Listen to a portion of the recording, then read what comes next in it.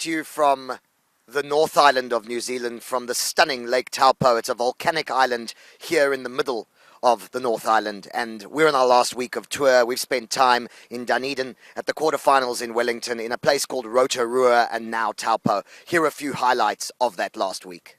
So we're on our way back from Queenstown, making our way on quarter-final weekend to Wellington. Today to watch Wales play Ireland. Tomorrow, the Boks against Australia. And we drove past the stadium here in Dunedin, the House of Pain, Carisbrook. This isn't where the All Blacks are going to play in the future, but this is a memory from the past. I like to call this the House of Ricky, not the House of Pain, because this is the stage where Ricky January chipped and famously regathered in 2008 for the Boks' first famous win here. In fact, it was under those poles that Ricky January did that chip and chase that reverberated all the way down the west coast in his home of Hopefield and all over South Africa. What a moment from Ricky January, and just delighted to be here at this auspicious place. I caught up with a few Springbok travelling fans, both dear friends of mine who have travelled on many Springbok tours with Mark Sainsbury and Richard O'Flynn just before and after the Springbok quarter-final loss to the Wallabies. This is what they had to say. I'm sitting here with Springbok fanatic Mark Sainsbury just before the Boks go into a Wallaby quarter-final. Mark, how are you feeling for this evening? I'm quite uptight.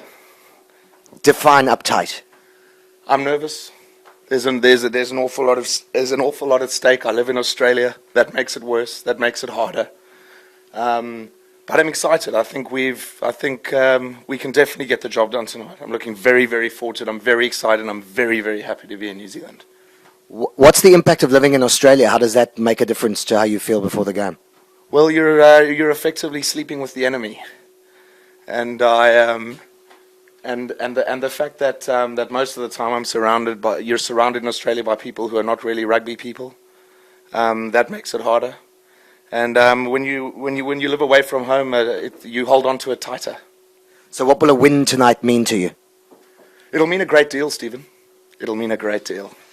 I thought when we went to Paris in 2007 that I could relax after 2007 and that the job had been done, but the fire burns strongly, and so it means a lot. It means a lot. Thanks, Mark. I asked Richard O'Flynn what he thought of the contribution of both Skalkberger and Bismarck du Plessis. I'm standing here with a Springbok rugby fan the morning after we've lost to Australia, Richard O'Flynn. Richard, do you think Skalkberger had an impact on the game yesterday? Skalkberger, the special one, is for me, if you don't mind me saying, he's the most destructive man on the planet. And when he has the oval ball in his hands, he basically owns the gate takings, because that's what people come to see. He's unbelievable. Yes, he had an impact. Bismarck du Plessis was another Springbok who had a big game. What's your view on Bismarck du Plessis, and should we have gotten him onto the field earlier? Bismarck du Plessis, I can only sum up by giving you a description that was passed on to me yesterday by an Irishman who's 6'4" to say the least. He's a big man. His name is Brian Caniff. Brian sat next to the brothers du Plessis, Yanni and Bismarck, having breakfast yesterday on the docks. And he developed a man crush in about 2.5 minutes sitting next to the Bismarck. And he's the only man that he's ever seen on a takeaway coffee cup who could wrap his hands completely around a coffee cup and still have space to spare on his fingers. Did he have an impact? Should he have come on earlier? I think Wellington was his impact, and Bismarck owned it. He was wonderful. Thank you, Richard. So it's the end of the tour for us and the Springboks, and the end of an era.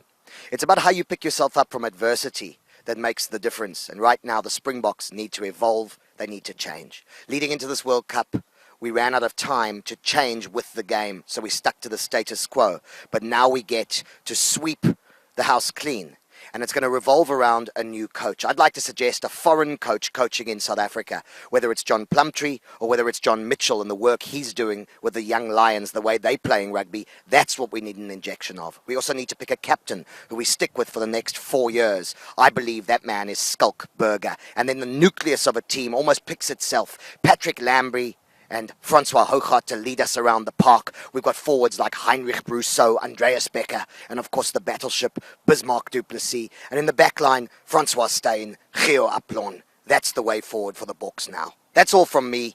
Stephen Morris, on this Rugby Vibe brought to you by Prongster. I'll see you next week from Cape Town.